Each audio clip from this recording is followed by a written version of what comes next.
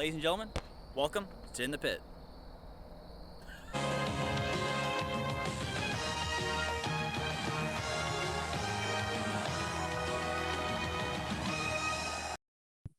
Ladies and gentlemen, welcome back to the Pit. I'm Noah Shelton. I'm your host, here with the coach of all of women's basketball, Dusty Purdue.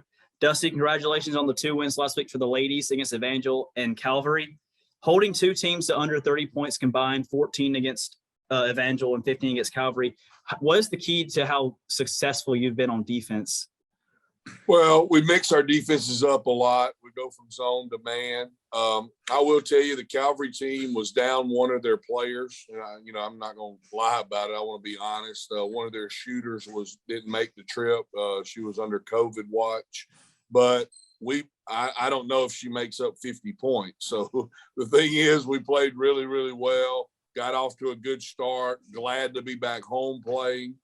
And we pressed against them. Not having a primary ball handler helped us a lot.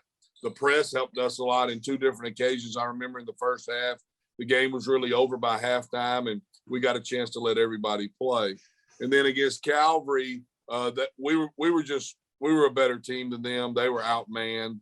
Our defense is playing really well. The one thing I'm trying to teach our kids, especially the girls, is deflections. It's a stat that's not kept very well.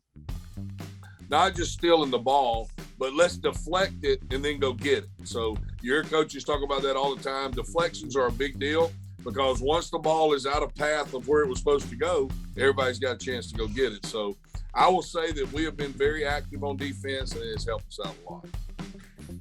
All right, moving on to the boys. A barn burner last night against Calvary. That was a close game and came down to the wire. What are some things that you were impressed by in the boys' first week, and one thing you think can be improved going into the future games? Well, we made a lot of turnovers in the very first game against Evangel on Monday, and I expected that. I mean, 9 of them coming from football, really hadn't gotten to play against anybody else, just practicing against each other. I was proud of the way we played in the second half. It was still a 6-point game at halftime. I was proud of our guys, the way they played together. I'm really tickled about the way this team has meshed together already. And it was a good win for us in the first game playing against a very athletic team. Now you move to last night where, let me just give you some scenarios of last night. Calvary thinks we're their rival, first of all, and that's okay if we are. Always, as you know, has been a barn burner of a game.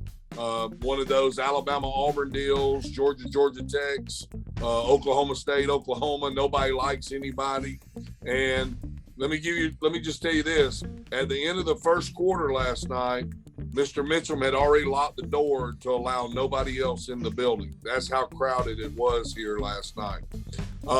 We were down by 5 at the half last night and had a great run in the third quarter against a very good athletic Calvary team.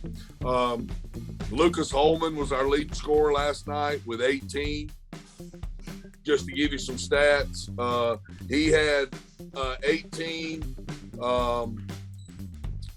Eli Devon had 16. Brandon McCrane had 10. Neville Dean had 10. And Jerron Keaton had 15. So our first 5 were all in double figures. And we were down 4 players last night against them because of the All-Star game and some injuries. So very proud of our starters, very proud of our bench players that came in, and we ended up winning by 6. We'll get a chance to go over there in January, and I'm sure they'll be ready for us, and it'll be just as ugly as it was last night. So you know how the bleacher creatures are with other people that come in the gym, and it was packed. They had blackout, we had whiteout, so it made for a very, very fun time. It's a tremendous atmosphere, and shout out to Lucas Holman. The main train has a bright future ahead of him. Absolutely. Played really, really well. Probably played about 30 of 32 minutes last night.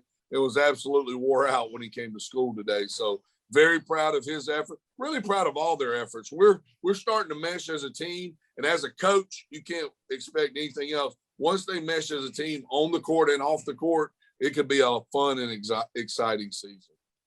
Monday, boys only, Southern Prep, our first area game. We'll kick off at 6 o'clock again with the JV. and then our boys will play right after that. It's a big area game. You always want to start off 1-0 in the area. All right. Anything else like that, Coach?